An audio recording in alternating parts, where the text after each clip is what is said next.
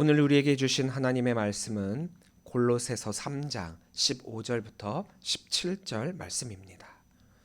골로새서 3장 15절부터 17절 말씀입니다. 함께 한 목소리로 읽도록 하겠습니다. 그리스도의 평강이 너희 마음을 주장하게 하라. 너희는 평강을 위하여 한 몸으로 부르심을 받았나니 너희는 또한 감사하는 자가 되라. 그리스도의 말씀이 너희 속에 풍성히 거하여 모든 지혜로 피차 가르치며 권면하고 시와 찬송과 신령한 노래를 부르며 감사하는 마음으로 하나님을 찬양하고 또 무엇을 하든지 말에나 일에나 다 주 예수의 이름으로 하고 그를 힘입어 하나님 아버지께 감사하라. 아멘. 할렐루야. 예배 자리에 나오신 우리 모든 성도님들을 주님의 이름으로 사랑하고 축복합니다. 옆에 계신 분들과 함께 인사 나누겠습니다. 사랑합니다. 축복합니다. 사랑합니다. 축복합니다. 오늘은 우리 언약교회가 추수감사주일, 감사 예배로 드리는 주일이자 또 이곳에 우리 언약교회가 세워진 지 21주년을 함께 감사하며 드리는 예배입니다. 두 감사가 모이게 되었죠. 하나는 하나님께서 우리 개인의 삶을 지키시고 채우신 그 은혜에 대한 감사이고, 또 하나는 하나님께서 이 교회를 세우시고 지금까지 붙들어 오신 그 은혜에 대한 감사입니다. 우리는 흔히 감사를 무언가를 받았기 때문에 하는 반응이라고 생각을 합니다. 하지만 성경은 우리들에게 감사에 대해서 이렇게 말씀하고 있습니다. 감사란 은혜의 결과를 넘어서 신앙의 방향이고 정체성이고 사명의 출발점이라고 해요. 그렇다면 우리는 이 감사가 삶에서 어떻게 드러나야 할까요? 또 우리가 감사하는 자가 되기 위해서는 무엇을 붙들어야 할까요? 오늘 골로새서에서 바울 사도는 우리들에게 그에 대한 답을 제시해 주고 있습니다. 첫째는 그리스도의 평강이, 둘째는 그리스도의 말씀이, 셋째는 그리스도의 이름으로 말입니다. 이 세 가지가 감사의 삶을 세운다고 우리들에게 말씀해 주고 있습니다. 가장 먼저 감사는 그리스도의 평강이 우리를 다스릴 때 흘러나옵니다. 15절 말씀입니다. 함께 보도록 하겠습니다. 그리스도의 평강이 너희 마음을 주장하게 하라. 너희는 평강을 위하여 한 몸으로 부르심을 받았나니 너희는 또한 감사하는 자가 되라. 여기서 주장하게 하라라고 적혀있는 헬라어 브라뷰에토는 본래 게임을 통제하는 심판의 의미를 가지고 있습니다. 여기에서는 지배하다, 통제하다, 결정하다라는 의미로서 그리스도인들 사이에 있는 갈등이나 차별 등에 대해서 그리스도의 평강으로 통제해 나가야 함을 의미하고 있습니다. 그러니까 여기에서 바울 사도가 주장하게 하라라고 말씀하고 있는 여기에는 너의 감정이 아니라 그리스도의 평강이 내 삶의 결정권을 갖게 하라라고 말씀하고 있는 거예요. 우리의 마음에는 늘 수많은 감정들이 쌓이게 되죠. 근심, 불안, 욕심, 두려움. 하루에도 12번씩 우리들의 마음을 뒤흔들고 있습니다. 특히 우리 입술은 언제 불평을 하게 됩니까? 내 뜻대로 안 될 때, 인정받고 싶은데 또 그것이 안 될 때, 불안하고 두려울 때, 남과 비교를 할 때, 희한하게도 내 입술은 불평을 일삼게 됩니다. 내가 내 마음을 주장한다면 우리는 이 불평에서 벗어날 수가 없어요. 하지만 성도에게 있어서 그 마음의 심판관은 내 감정이 아니라 그리스도의 평강이 되어야만 합니다. 그래야만 비로소 감사가 터져나올 수 있기 때문입니다. 사실 내 마음이 내 심판관이 되어 내 삶을 주장한다면 우리 삶에서 감사할 수 있는 기회가 몇 번이 있겠습니까? 아마도 손꼽을 수 있을 정도도 안 될 거예요. 손으로도 잘 못 꼽을 정도. 그 정도의 감사밖에 없을 거예요. 아니, 어쩌면 아예 없을지도 모릅니다. 그만큼 내 감정이 나의 삶을 주장하는 한 감사의 여들은 굉장히 높아요. 이 정도가 되면 나는 감사할 거야. 이 허들이 넓다 보니까 감사의 거리가 그만큼 적어진다라는 거죠. 우리의 감사는 되어진 것들에서 찾으려 하기 때문에 찾기 힘들고 이루어질 수 없다 여기기에 찾을 수 없는 것들입니다. 그래서 우리는 감사를 참 어려워해요. 추수감사절의 근본 정신은 평강의 다스림으로 드리는 감사입니다. 청교도들이 미국 개척을 위해 대륙을 횡단해 갔고 미국에 도착을 했어요. 거기서 감사절을 드리게 됩니다. 그런데 그들의 삶을 가만히 잘 살펴보면 풍족하기 때문에 감사절을 드린 것이 아닙니다. 미국에 도착한 그 첫 해 공동체의 절반이 죽었어요. 곡식은 모자랐고 추위와 굶주림 속에서 생존을 걱정할 수밖에 없었습니다. 누가 보더라도 그들에게 있어 감사는 있을 수가 없었어요. 그럼에도 불구하고 그들은 하나님께 감사하며 예배를 드렸습니다. 왜일까요? 그들은 감사거리를 찾아 감사한 것이 아니라 평강이 그들의 마음을 주장하고 있었기 때문에 감사할 수 있었던 것입니다. 감사를 빼앗는 원수는 상황이 아니라 두려움이에요. 평강이 떠나면 감사도 사라집니다. 하지만 반대로 평강이 임하면 감사할 수밖에 없어요. 그러므로 추수감사절에 우리가 드릴 첫 번째 헌신은 바로 이것입니다. 하나님, 제 삶의 결정권을 주님께 드립니다. 평강에 와신 주님께서 제 마음을 주장하여 주옵소서. 이게 우리의 헌신이 되어야 되는 거예요. 돌아보면 하나님께서 우리 교회를 인도하신 길에는 늘 이 평강이 있었기 때문에 이 21년이란 시간 동안 지내올 수 있었던 것이죠. 언약교회 창립 21주년 21년이다라고 하지만 개인적으로 저에게는 이 창립은 4년밖에 되지 않아요.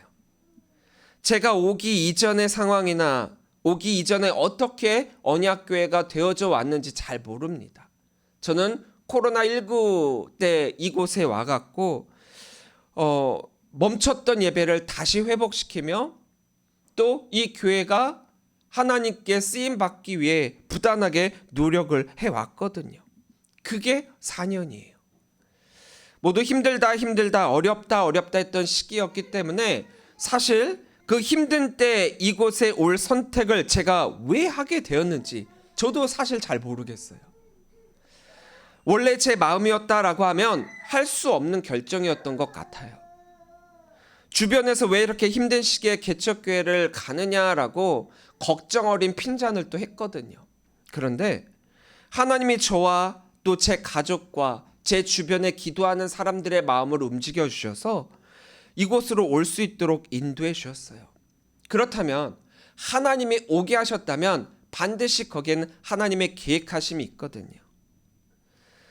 힘든 시기에 온 것은 맞지만 그렇기 때문에 더더욱 하나님의 뜻을 구하게 됩니다. 어떤 것을 결정하게 될 때 최종 결정권자의 결정만이 남게 되어 있고 그 결정에 따라 그 결과는 달라지게 됩니다. 그렇기 때문에 이 결정권을 누가 갖느냐에 따라서 결과가 달라지겠죠. 내가 최종 결정권자가 되어서 내가 결정하는 것, 반면에 그리스도의 평강이 최종 결정권자가 되어 내 마음의 결정을 내려주는 것, 어떤 차이가 있을까요? 아마도 이 결정의 차이로 인해 제가 이곳 언약교회로 오거나 안 오거나가 결정되었을 거예요. 제 마음의 결정이었다면 안 왔겠죠. 하지만 하나님의 결정이었기 때문에 저는 올 수 있었습니다. 지난 4년 동안 때로는 위기가 있었어요. 그리고 매년 재정은 마이너스입니다. 마이너스예요. 때로는 사람의 마음이 흔들릴 때도 있었습니다.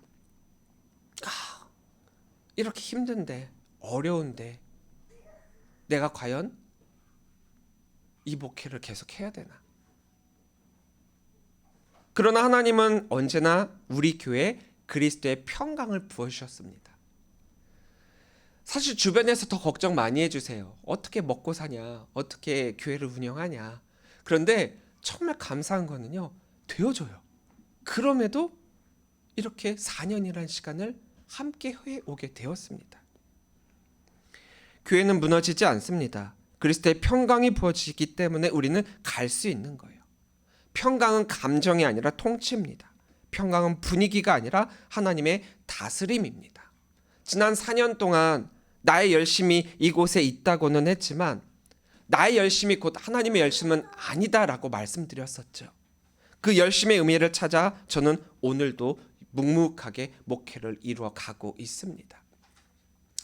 제 나름대로는 열심히 한다라고 했지만 과연 그 열심이 하나님의 기쁨이 되었는지는 저는 잘 모르겠어요.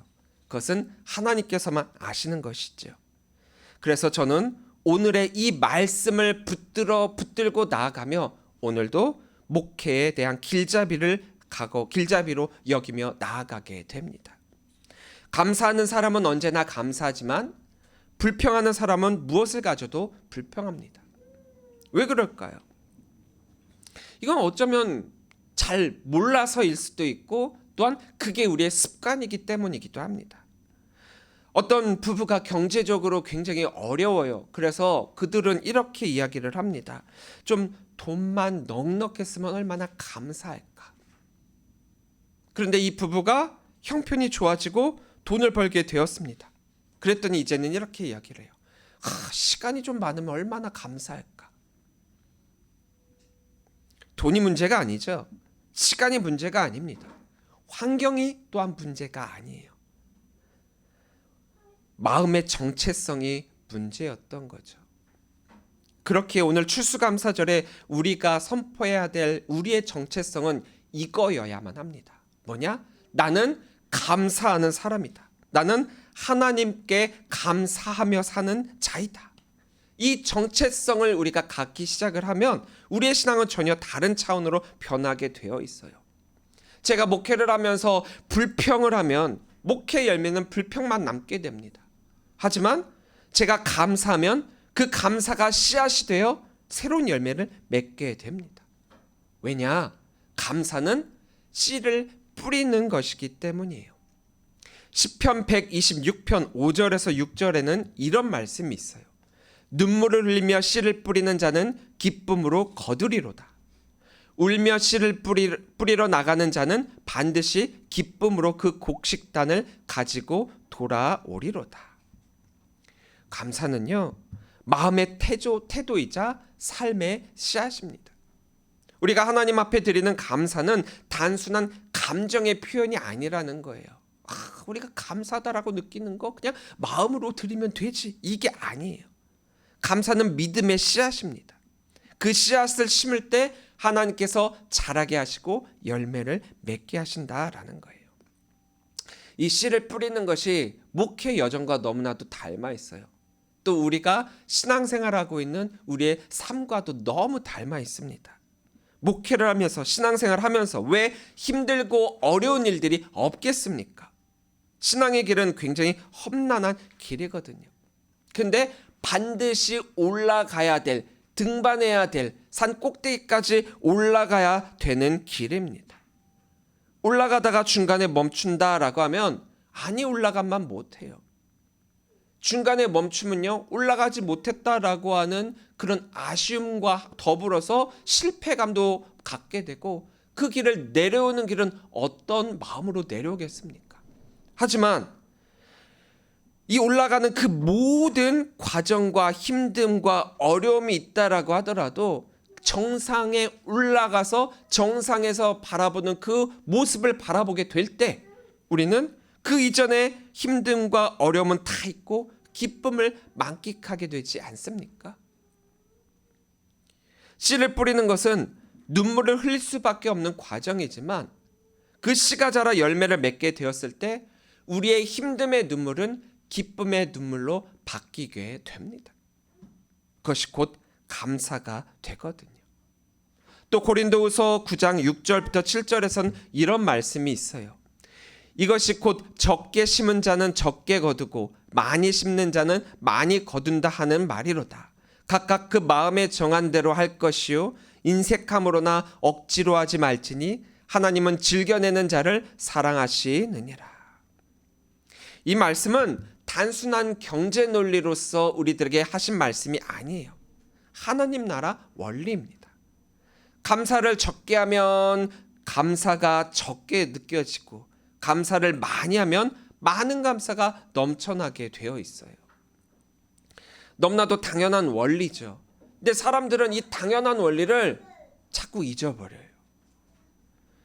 적은 감사로 큰 감사를 갖고자 합니다. 욕심이죠. 이기심이죠. 얼토당토하지 않는 결과죠. 그럼에도 이런 성도가 꽤나 많이 있어요. 나는 이만큼 감사해놓고 더 큰 감사를 바라고 있다라는 거예요. 물론 하나님은 적은 것을 크게 사용하시고 은혜를 주시는 분이시죠. 이것은 불변이에요. 이건 당연한 겁니다. 이것은 이 자체는 우리가 바랄 수 있을 만한 것이죠. 왜냐? 하나님은 그런 분이시니까. 하지만 우리가 그 은혜를 이용하려고 한다는 게 문제라는 거예요. 하나님이 주신 것은 우리가 너무나도 감사한 것이지만 우리가 그것을 이용하기 때문에 너무나도 큰 문제가 터져 나오고 있다는 거죠. 감사가 넘쳐나고 싶다면 먼저 우리가 넘치는 감사를 하십시오. 그 넘치는 감사가 하시되어 넘치는 열매가 될 것입니다. 우리가 감사하자, 감사해라, 또 감사하는 사람이 되자 이렇게 말을 하는데 정작 감사라는 것은요, 누가 억지로 시킬 수 있는 게 아니에요. 아무개 당신 감사해야 됩니다. 아무리 강요해봤자 그 사람으로서는 그런 억지로의 감사는 우러나올 수가 없어요. 그래서 오늘 본문에서는 감사로 드리는 것은 기쁨으로 자원하는 마음으로 드려야 된다라고 했어요. 그럴 때 그 씨앗이 열매를 맺게 된다라는 거죠. 그래서 우리는 이렇게 고백해야 된다라고 했잖아요. 하나님, 제 삶의 결정권을 주님께 드립니다. 이게 바로 여기서부터 감사가 시작이 되기 때문이에요. 그러나 감사라고 하는 것이 한순간 어떤 순간적인 감정에서 터지는 것이 아니기 때문에 감사가 삶의 습관이 되기 위해서는 우리 내면의 정확한 기준으로 자리가 잡고 있어야 합니다. 그 기준이 되는 것이 바로 말씀이에요. 감사는 말씀의 풍성함에서 자라게 되어 있습니다.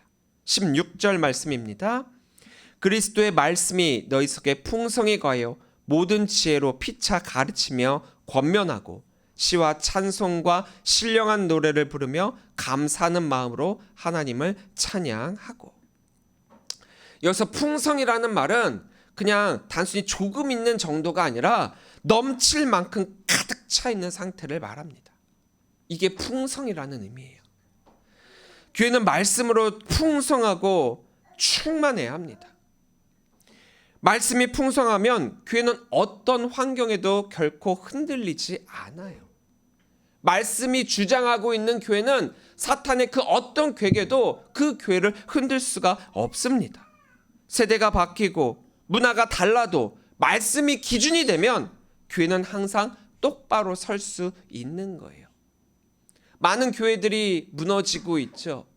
많은 교회들이 세상에 의해 또 세상의 여러 가지 문제들로 인해서 넘어지고 주저앉고 있잖아요. 이유가 무엇입니까? 말씀으로 바로 서 있지 않기 때문이에요. 그래서 바울은 우리들에게 이렇게 말합니다. 그리스도의 말씀이 너희 속에 풍성히 거한 다음에 그 다음에 그것을 가르치며 권면할 때 우리가 교회로서의 사명을 감당할 수 있다고요. 말씀이 충만한 공동체는 비판 대신에 권면이 나오고 뒷말 대신에 치유가 일어나고 낙심 대신에 소망이 세워집니다. 하나님께서 왜 교회를 세우셨습니까? 단순히 사람들을 모으기 위해 세우신 것일까요? 아니죠. 교회는요, 말씀의 집이에요.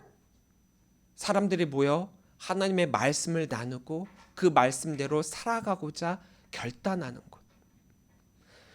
하나님의 선택하신 백성이 말씀으로 자라고 말씀으로 깨어지고 말씀으로 다시 일어서도록 세우신 공동체가 교회라는 거예요. 우리 교회가 걸어온 길을 돌아보면 이 말씀 위에서 흔들리지 않도록 노력하고 오직 말씀을 붙드는 은혜가 있었습니다. 교회가 건강하기 위해서는 이 말씀이 항상 자리를 잡고 있어야 돼요. 하나님의 말씀이 제대로 선포되어지지 않는 교회는 말씀을 잃어버린 교회예요. 말씀을 잃어버렸다라고 하는 말의 의미는 하나님이 주인됨을 잃어버렸다라는 거죠. 말씀을 잃어버린 교회는 교회가 나아가야 될 방향을 잃게 됩니다. 그 옛날 선민이라고 이끌었던 그 이스라엘도 하나님의 말씀에 대한 삶을 살았을 때는 흥했지만 하나님의 말씀을 잃어버렸을 때 어떻게 되었습니까? 그들의 모습이야말로 우리가 왜 하나님의 말씀대로 살아야 되는지를 우리가 깨닫게 만들어주는 반면 교사가 되고 있습니다. 죽은 교회는요, 그 존재 의의가 무의미해져요. 사람들은 교회를 향해 사회를 좀먹는 벌레다라고 표현까지 하고 있어요. 말씀을 잃어버렸기 때문이죠. 하나님의 말씀으로 기준 삼지 않았기 때문이죠. 세상이 원하는 것, 세상을 바라보며 세상의 것을 이루어가려고 교회가 따라가다 보니까 생긴 문제들입니다. 한 사람의 말씀 충만이 한 가정을 세웁니다. 또 한 가정의 말씀 충만이 교회를 세웁니다. 또 교회의 말씀 충만이 이 나라를 살립니다. 내가 바로 그 말씀의 사람이 되어야 합니다. 매일의 묵상과 매일의 성경 읽기와 매일의 성경 암송이 변하지 않는 듯 변화된 그리스도의 삶이 되면서 그 말씀의 풍성함이 감사를 일깨운다는 것을 잊지 마시기 바랍니다. 말씀이 곧 감사의 뿌리예요. 평강이 감사의 문을 열었다라고 한다면 말씀은 감사가 떠나지 않도록 붙드는 기둥이 되고 있습니다. 자, 그렇다면 이렇게 평강과 말씀이 세워진 우리의 삶은 어디로 향해야 하는가? 바울 사도는 마지막으로 삶 전체가 감사가 되어야 된다라고 우리들에게 말씀하고 있습니다. 17절입니다. 또 무엇을 하든지 말에나 일에나 다 주 예수의 이름으로 하고 그를 힘입어 하나님 아버지께 감사하라. 이 말씀이 우리 신앙에 걸어가야 될 그 본질을 한 줄로 요약하고 있어요. 우리의 신앙은 예배 안에서만의 것이 아니라 우리 삶 전체를 아우를 수 있어야 합니다. 즉 신앙은 교회 안에서만이 아니라 가정에서도 일터에서도 사람들과의 관계에서도 드러나야 된다라는 거예요. 우리는 주일에는 예배자로 부름받았죠. 그렇다면 일주일에 하루, 주일에 이렇게 예배자로 부름받았다라고 그것으로만 그치는 것이 아니라 평일에는 그리스도를 드러내는 삶으로 부름받고 있다라는 사실. 즉 우리는 365일 언제나 어디서든지 무엇에든지 그리스도인임을 한시도 잊어서는 안 되고 그 모습으로 살아가야 된다라는 말이죠. 교회 존재의 의미도 바로 여기에 있습니다. 교회가 세워지는 것은 단순히 건물이 이 땅에 세워진다라는 의미가 아니에요. 이 공동체가 세상 한가운데에서 그리스도의 향기를 드러내는 삶의 전초기지가 돼야 된다라는 것입니다. 예수의 이름으로 하는 것, 이것은 내 감정을 하는 것과는 완전히 다르죠. 앞에서 하신 그리스도의 평강이 우리 마음을 주장하게 하라라고 하는 이 말씀과 일맥상통하는 말씀인데요. 내 마음으로 하면은 불평밖에 안 나와요. 그렇잖아요. 아까도 말씀드렸다시피 내 마음의 감사에 대한 기준과 허들은 너무 높아요. 이 정도로는 감사의 깜냥도 안 된다라는 거예요. 내가 원하는 것은 이것. 그런데요, 정말 이것이 또 이 정도로 세웠던 것이 채워진다? 그렇다고 감사할까요? 아니에요. 나여들은 더 높아져요. 그걸 채워야 감사가 된다라고 이야기를 하는데 그것마저도 이룰 수 없는 허들이 되고 있죠. 하지만 예수님의 이름으로 말하면 우리의 말은 부드러워지고요, 정직해지고요, 생명이 됩니다. 예수님의 이름으로 행동하면 섬김이 되고 회복이 되고 치유가 됩니다. 교회가 교회됨을, 또 그리스도인이 그리스도인됨을 우리는 결코 잊어서는 안 됩니다. 자, 이렇게 바울은 예수님의 이름으로 무엇을 하든지 간에 하라라고 말씀하고 있는데 마지막에 다시 감사를 꺼내고 있어요. 신앙의 시작은 감사로, 그리고 신앙의 마무리도 감사입니다. 예배할 때만 감사하는 것이 아니라 일상 속에서도, 말할 때도, 잠을 잘 때도, 섬길 때도 감사해야 합니다. 감사는 선택이 아니라 믿음의 표현이고 하나님을 신뢰한 자만이 할 수 있는 고백이에요.